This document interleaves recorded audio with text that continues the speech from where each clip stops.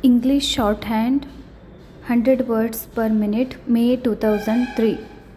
Mr. Chairman, Mr. Speaker, and honorable members, I have great pleasure in welcoming you to this joint session of the state legislature. I extend to you my warm greetings and good wishes for the new year. After 4 consecutive years of poor monsoon and conditions of severe drought in large parts of the state, the year which has just gone by saw generally favorable seasonal conditions.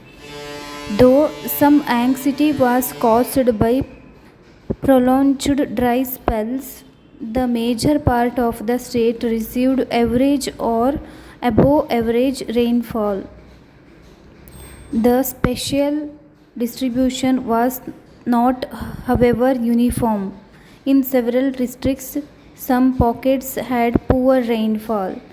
Strangely, it was the turn of the Malnad districts this time to suffer on account of insufficient precipitation.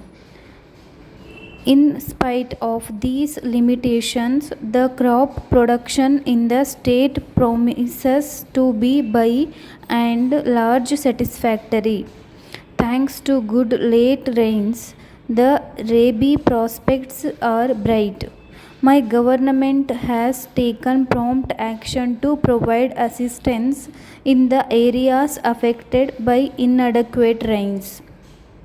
In the paddy growing belt of the Malnad, mini kits have been distributed free to the small and marginal farmers in the dry areas.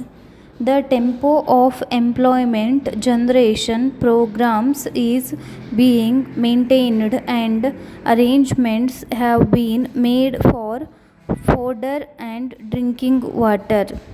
My government has fulfilled its promise of ushering in Panchayat Raj in its true sense, with democratically elected institutions at different levels enjoying vast powers and autonomy. We have just had the first ever elections to Jilla Parishad and Mandal Panchayats. Let me offer my congratulations to the nearly 2 crore voters of Karnataka for the peaceful conduct of the elections by the large. Their voting behavior in these and other recent elections show an encouraging growth of political maturity of the ordinary citizen. It holds out the hope that our democratic system now has a solid foundation in establishing the new pattern of Panchayat Raj. My government has been inspired by Lok Nayak Jayaprakash Narayan's ideal of decentralized democracy. Thus, the Jilla Parishads have been vested with wide ranging functions for the discharge of which there will be commensurate transfer of financial resources. The Mandal Panchayats, which will have their feet closer to the ground, are designed to respond quickly and effectively to local needs and requirements. Apart from discharging traditional functions such as looking after village sanitation, licensing of new constructions, etc., they will enjoying an autonomous role in a variety of development programs affecting their areas. The process of planning will take a new dimension with the coming into existence of Jilla Parishads and Mandal Panchayats. We have been talking for many years of planning from below. We expect this to become a reality in Karnataka with the ushering in of Panchayat Raj. A major event during the year has been the holding of the second Summit Conference of the South Asian Association for Regional Cooperation in Bangalore last November. 7 heads of states and government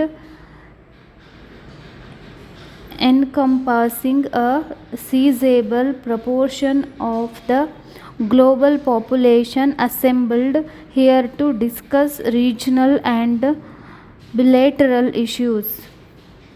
Karnataka is proud to have played host to this major international conference.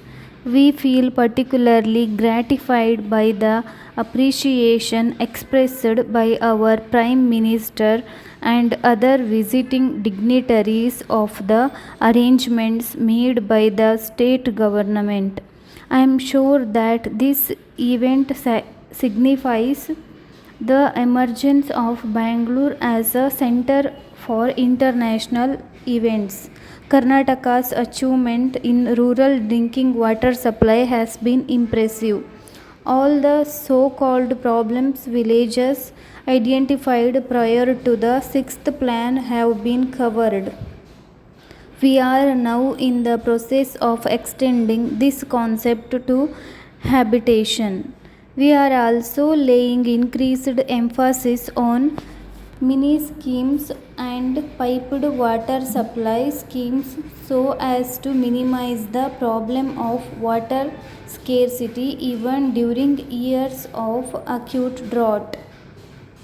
I am glad to inform that Gulbarga district has been included in the first set of districts selected by the Government of India to be covered by the technology mission which they have set up to tackle the problem of drinking water.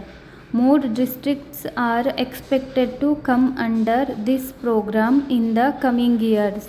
Honorable members, I have now come to the end of my address. I am sure that both care and expectation expedition will characterize your deliberation. Thank you. Dear sirs, in reply to your letter of the 1st April, we regret that you have been caused so much inconvenience through our delay in forwarding the goods which you ordered on the 5th March. We were obliged to remove very much sooner than we had expected, and in consequence of the temporary interruption of business, there was some delay in carrying out the instructions given in your letter. We have to inform you, however, that the goods have been dispatched early this morning, and we hope that you will find the enclosed invoice in order. We should like to draw your attention to a new line in handkerchiefs which we have just introduced, full particulars of which you will find in the enclosed leaflets. We shall be glad if you will consider whether it will be possible for you to do any trade in this special class of goods. Our Mr. Raju hopes to be in your district within the course of the next few days and will call on you with samples and price list.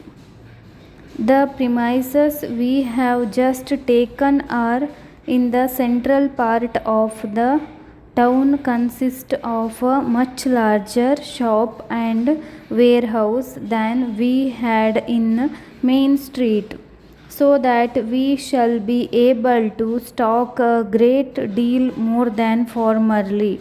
We hope to be favored with the continuance of your valued support and assure you of our best attention on all occasions.